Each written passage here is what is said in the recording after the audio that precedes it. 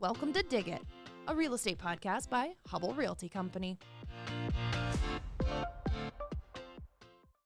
Hi, I'm Joe Pietruszynski. I am the Executive Vice President of Hubbell Realty Company. I manage the operations of construction and development, equity formation, and property management. I'm here today with the Mayor of Des Moines, Mayor Connie Boesen. Welcome. Thank you for having me. Connie, I understand you are the first woman mayor of the city of Des Moines. Is that correct?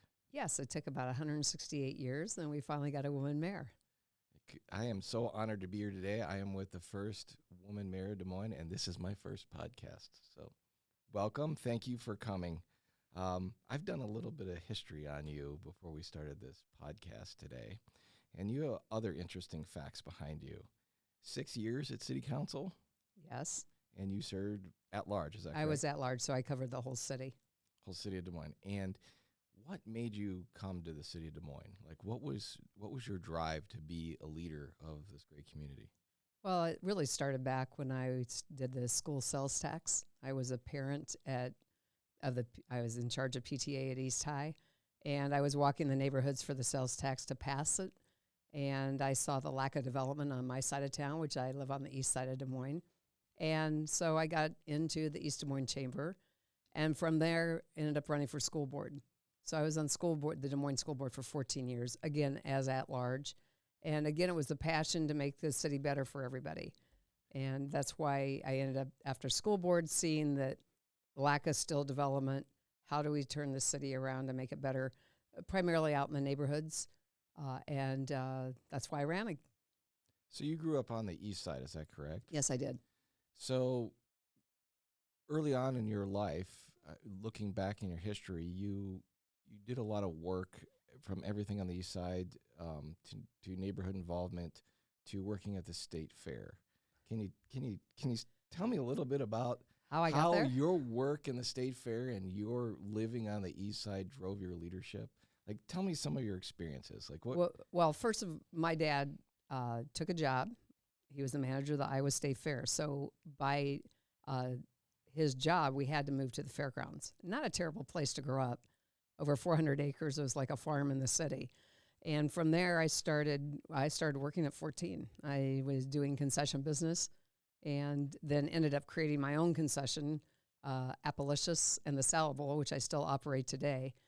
And Some I of think the best egg rolls. They're not apple rolls. Apple right? egg apple rolls. Yes. And I am doing the fair. Many people have asked me, if you're the mayor, are you going to do the fair?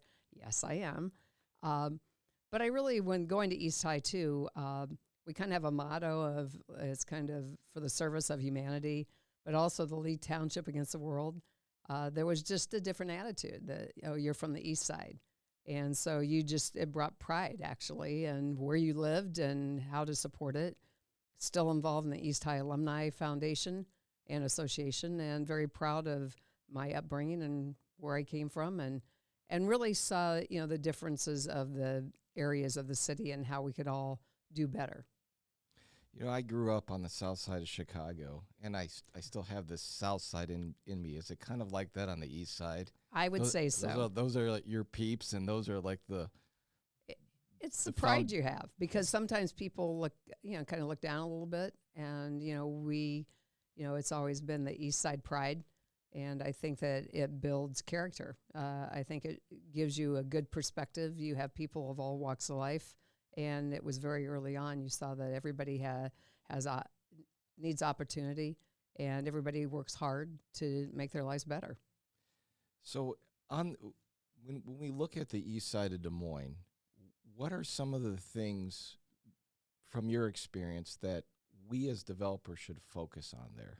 What would I know all Des Moines is important, and we need to focus our resources across the whole metro, but for a developer's focus, what should we look at? What should we bring to the east side to enhance it, to continue the positive aspects that you've grown to love? What should we be doing, looking at? Well, I think we have to look at first, there's very, very little commercial left, but that's kind of throughout Des Moines.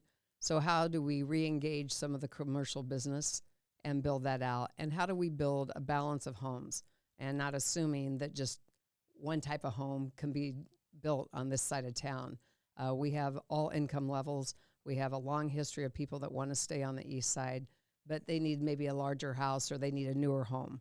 So I think that we need to look at that. And that's kind of an aspect throughout all of Des Moines as far as developers. Don't just assume that this is the only type of home you can build or these are the only people that want to live in this area. And I think that sometimes that's my view of it. Now, maybe I'm wrong. No, I think you're right.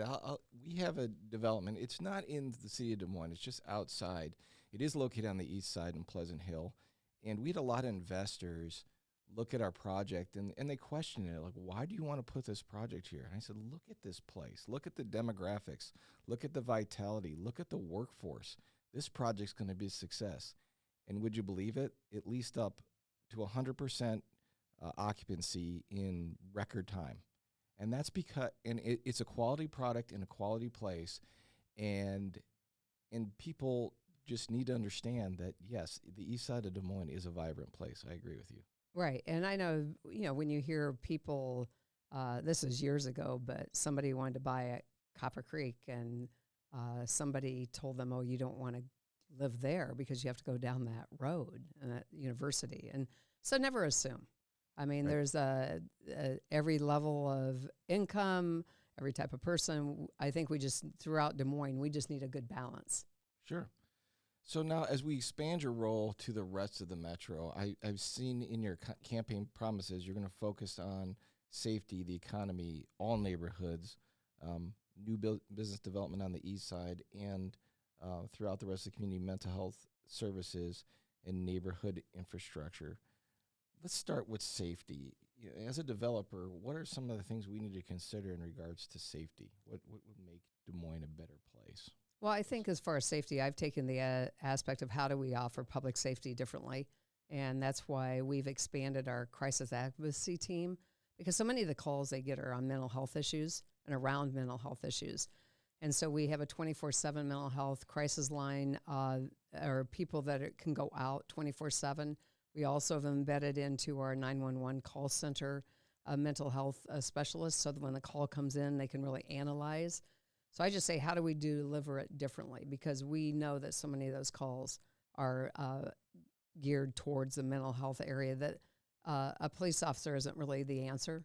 They might need to go out with the advocacy people or the trained specialists, but once they can determine if it's safe, then they can leave and we can have our mental health specialists deal with the issues that the people are having. And we're also in our fire department too. They have what we call frequent callers to 911, and it could be they just need to go to a doctor's appointment or they need their meds or whatever. So they have those numbers, and they have a team of 2 firefighters that are going door to door, really meeting with everybody. What is your needs and what can we do? Can we get you the cab service to your doctor's appointment so you don't Sure. call 911?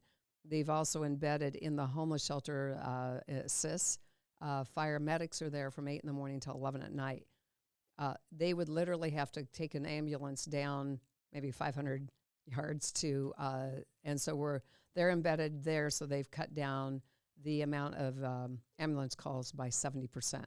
By, again, how do we do it differently? How do we offer the services that people need? My wife is a new employee of the city of Des Moines. She works for your library system. Oh, great. And she said it's fascinating watching her colleagues interact with people that do have some challenges, and you've embedded staff there so that when she's assisting people, you have the additional resources to help them as well. So I congratulate you for doing that. That's an important resource to the community. It definitely is. And in our libraries, we have put a social worker in if she's at the downtown library. She goes to all of them. She All of them rotates she through goes them all. in. Yeah. But again, and what people are finding is they don't know how to get their Medicare. They don't know how to, it's things that they just need help with. And I don't even know the number of people they've already helped. Again, we've got to figure out how to deliver services differently. We have people that are in need of help. There aren't the services readily available. And how do you acquire those? So that's one of the things as a city we're seeing more social services needed. Polk County offers a lot of it, and we team with them a lot, like on a sobering center. We're teaming with Polk County on a sobering center. Again, if you're picked up and you're walking and you're intoxicated or high, you go get help and hopefully then get remediation so that you're not sent to jail and you go through that whole process. Access to opportunity. So you're Yes. connecting the dots. We're to trying. make sure you can have that path, the success, the path is in front of you, and you're connecting the dots to lead people through it. You have to. I know if anybody needs help to try to navigate a system that we have is very difficult. I'm going to switch gears on you here. One of the things that I believe in the past that you've been passionate about is enhancing our neighborhoods. There is affordability in Des Moines, and it exists in current housing stock. What are some of the things we should be doing or looking at to better that housing stock or make it available for the community as a first-time home for a young family or for a long-time home for someone? What are your thoughts behind what we need to do to work together to get that fixed up and moving in a more positive direction? Well, there's two things that we're doing in Des Moines, and one is, and I don't know if all the developers know about Invest DSM. Invest DSM is a targeted program that we went into 4 neighborhoods. We are expanding it this year, where we are giving people incentives to build on, remodel, do the home repairs that you need to keep people in their homes and stay in Des Moines. We've seen great success in some of the neighborhoods we've been in. We've also taken empty lots, and whether we've sold them to Home Inc. or Habitat, or even within our case, Invest DSM, they've built some homes to reinvest. We have a home on 31st and Cottage Grove that was moved over, a historic home, totally restored. And we're trying to maintain the character of the neighborhood, but also enhance it so it's in a house that people want to live in today. We're doing another project called Improving Our Neighborhoods. It's ION. And it's for people on an income level of 80% area median income, where you can get up to forgivable loans for the exterior. So new roofs, new windows, new porches. And I see that as a great enhancement for seniors that can't afford but want to stay in their home. Sure. And keep it in good repair so that we don't get it into a blighted condition. I think that when we passed the sales tax, we had over 2,000 structures that were deemed nuisance. And we need to get a positive direction and get some of these buildings down. We need to get them repaired because they are affordable. We have a tremendous amount of affordability in Des Moines. Some of it just needs to be brought up to a better standard, and maybe the extra bathroom added in because people want 2 bathrooms now, or you need an extra bedroom or things like that. But you have the land, you have the structure, and sometimes they just need a little tender loving care. So that's providing affordability for the existing Des Moines area, and there's always the new growth areas of Des Moines. Before the podcast started, you and I were talking about ideas on how we could bring affordability to the city of Des Moines, not only in existing areas, but in new areas, the new development efforts. There's a lot of ideas out there that developers are exploring to bring affordability into new construction. One of the ideas you had was a geothermal system, a shared geothermal system. Do you want to talk a little bit about some of your ideas behind that and what drove you to think about that? I've always said that one of the things is how do we get more, our goals for our Adapt DSM is more energy efficiency Sure. and resiliency, sustainability. And so geothermal, I know, has been a huge opportunity for the schools to provide heating and air conditioning for schools at a much cheaper rate. So if you have a field and you're going to build how many 100 homes, can we connect some of these to a geothermal system? So to create efficiency and sustainability at the same time.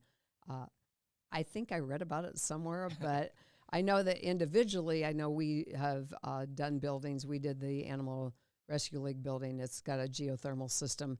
I think we just have to get creative on how we can be more energy efficient so we can meet our sustainability goals. Because at the end of the day, it saves money for our citizens and becomes more affordable. I wouldn't call this energy efficiency. I'd call it more effective in managing stormwater for the city of Des Moines. But Hubbell Realty Company and the city of Des Moines partnered on a development downtown called Gray Station, and we incorporated some new environmentally, I don't want to call it sensitive, but environmentally more efficient systems that treat stormwater before it's released into the river. we worked in close partnership to make sure that we allocated the right resources, we put the correct engineering in place, we put the correct leadership in place to do something that only benefited that neighborhood, but a vast majority of downtown stormwater. So you're thinking this idea would be similar. If we could work together on some kind of system that worked just beyond stormwater management and looked at how we're using our energy more efficiently, more effectively. I think so. I mean, there are people that are much more in tune of what's going on, and really builders are the ones that have the ideas and they have the wherewithal and the knowledge. But I think we need to work together to make sure that when we do build, that we have the proper stormwater, because I've seen the damage of where we build over, where the rules you could build wherever, and we saw that in 2018, that we've had to remove hundreds of homes because of lack of good stormwater management. And also the fact that we tandemly need to build quality so that these homes are sustainable for 100 years. Right. Because at the end of the day, it ends up costing not only the consumer more money at the end, but it comes back to the city. You want to sustain your value in the community, right. Sustain your tax base, which then sustains your services and better quality of life for everybody. It's kind of that whole cycle. The circle of life. Yes. I want to go back to some more grandiose questions with you. So you're the mayor of Des Moines, you're in this leadership position. If you could look into the future, what would your ultimate dream be, your vision of what you'd like to accomplish in your leadership for Des Moines? I know you have all these different initiatives going. What do you see Des Moines? Can you express it in more high-level terms, like your utopian dreams for what you want the city to be? Well, it's a vibrant city that people choose to come to. It's their first choice, and that we have a system that works for everyone, and that we have a good transit system, we have sustainability programs, and that we have quality housing that people can live in in 100 years. When you see the older homes and you hear they were built 100 years ago, I want to be able to say that we still have that in Des Moines, and we have, it's really vibrancy, good economic base, a good mix of business, living. You know, we look at downtown. Downtown has totally changed. Right. The retail is now on the east side of the river, which 25 years ago nobody would have thought of, but it is a vibrant, vital area, and we need to create that on the other side of the river. But downtown's a neighborhood, right. And so it's, how do we evolve and how do we change? I did retail for 34 years. I always had to change. Right. So for me, the vision is to make sure that all aspects and all corners of this city have that vibrancy. We have a neighborhood up in Highland Park now that you see that transformation. And it's young entrepreneurs and long-term people that have had a passion and a desire to make it better. And you see that excitement coming. It has affordability. It has great convenience to downtown, to Riverview, that whole 6th Avenue corridor. So how do you transform an older city? So that's the excitement, is that you see how you can transform and make things new again. It's just, I'm a little impatient, so it's how do you do it faster? But it really takes help from the developers to say, we believe in Des Moines and that we want to come back into the city and make a difference. We do believe in Des Moines. Des Moines is our home. This is where we raise our families. You know, I don't live in Des Moines proper. I live in Ankeny, but I swear every prom picture, every homecoming picture is down in Des Moines. Probably at the Capitol or downtown. Well, there are a lot of projects that through Hubbell, the real company, I got to help build. And I'm so proud of them because they've enhanced the community and they've become really iconic places. I started my career actually working for the city of Des Moines as a city planner. I did. Well, hey, everybody starts in Des Moines. We just got to keep Patricia Zingsheim at the time put me on. And Gary Lozano was to wrap up the Simon Estes Amphitheater, which is all being reconstructed now. And I worked on the 235 expansion. I worked on the west, at the time I think they called it the West Gateway. Yeah, the Western Gateway. Western Gateway, working through those property buyouts. And at that time, it just seemed so insurmountable. And, Jim Hubbell. I worked on a committee with him on the east side to redevelop the whole area out by the Capitol. Right. And that was just early visioning. But it was the hard work of community leaders and partnerships with developers, working hand in hand to make the vision happen. And I agree with you. I think it takes someone with tenacity like you to just make sure, and in patience to make sure that it happens. Well, it does. It really, we can't thank, when you look back over the years, the business leaders that stepped forward and said, we want to make a difference, whether it be Civic Center, Science Center, all the things that went on downtown, just to name a few. And we just had great news. Yesterday, we approved for American Equity coming downtown with 650 employees. Fantastic. And it's a way that, if you want many things to work, we need a consolidation. We need businesses downtown. We need people, the vibrancy, and we, I think, have great opportunity. And like you said, this is the core. You want a strong core. You have to have a strong core of any city. And unfortunately, retail has changed, so a lot of retail has gone. And we've just got to figure out how we bridge that and what is the new thing that's going to bring people. Is it entertainment more? I think that we're seeing some transition and things. The new golf thing that's going to go into Top golf. is going to go into the old Yonkers building. How do you repurpose even office buildings into housing? Because people still have a desire to come live downtown. And it's not just the young. It's people my age who want out of their house. They don't want the responsibility. So I think there's still a great deal of excitement and things that we can do in Des Moines. We might have to do them differently, but that's the good part. I mean, maybe we re-envision what cities should be. Oh, it was fat putter mini golf. That's what it was. It was like a Oh, is whole that mini what's golf system down in the yes. I And do. for Yonkers. I do think entertainment, attracting people to come downtown, is the energy it's going to need. Why do I want to live here? And we're doing great things together. The stuff that's happening through Icon Water Trails, the investment in different park systems and events, and the different celebrations of culture that occur in the city. Those are all things that I think will help continue to drive the success of the core and expand into the other areas. And I think that's what we're known for, all the variety of entertainment, from whether it be the art festival, the cultural fairs that we have, and then going into even the Iowa State Fair. I mean, it's the largest event in Des Moines, and it sits on the east side of Des Moines.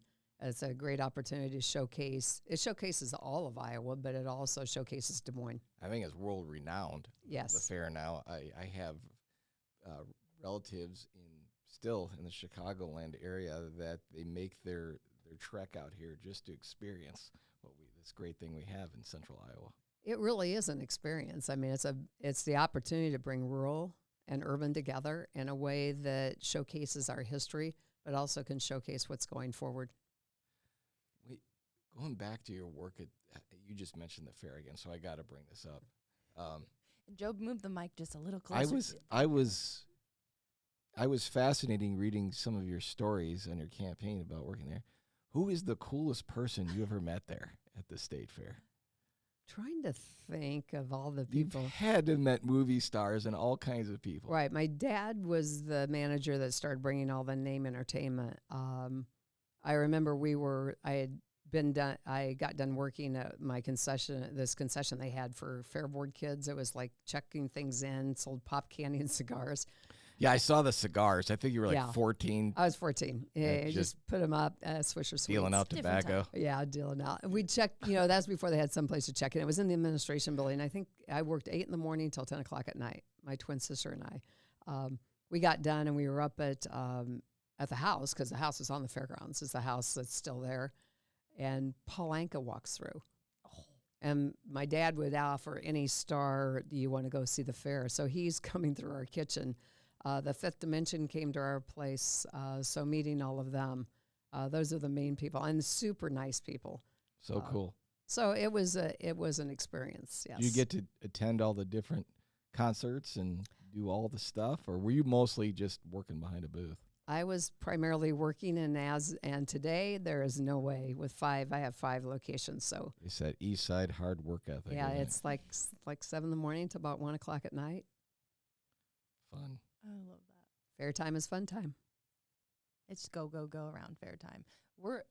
I'm not cutting you off. If you have some more questions, we No, can keep I'm going. okay. We're at a good here? time. I actually have one question, if that's okay. That's fantastic. I was wondering if you could tell us more about your, I saw a comment about listening sessions. Are those something that you're exploring and thinking of doing, and what does that entail? Well, I have done a couple of them where I will go out. I've had kind of difficulty scheduling. I have another one that I'm going to go to.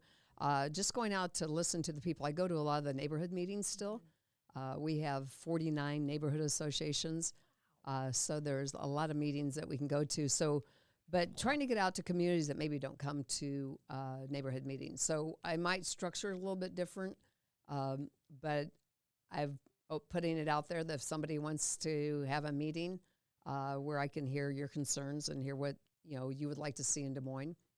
So it's really open to, I'll be happy to meet with anyone and discuss what we're doing.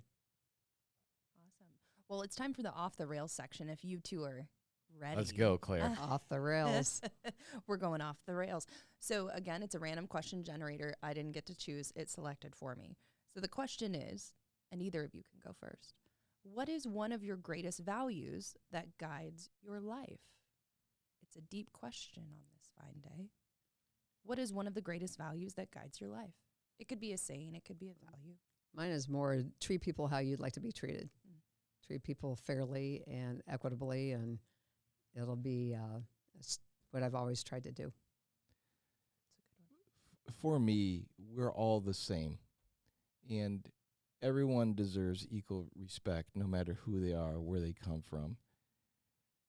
It really drives me. We're no different in any situation we are in life, and everyone deserves equal respect for each other. It's a good one, guys. Both very good. Very good answers. Awesome. Well, anything else that we didn't? Off the rail? I was I just want to thank you, Mayor. This is my very first podcast with the very first mayor of the city of Des Moines, and it's been quite an honor to talk to you today. So thank you for your time. Well, thank you for having me. I think anytime we can get out and have conversation, it makes it much better so people understand where we're all coming from. And I appreciate this opportunity, and I think you did a fine job for your first one. Thank you. Thank you both for being on today. And again, catch Dig It Real Estate Podcast wherever you get your podcast. You can also catch us on YouTube. And that's it. Have a good day, everyone. Thank you. Thank you.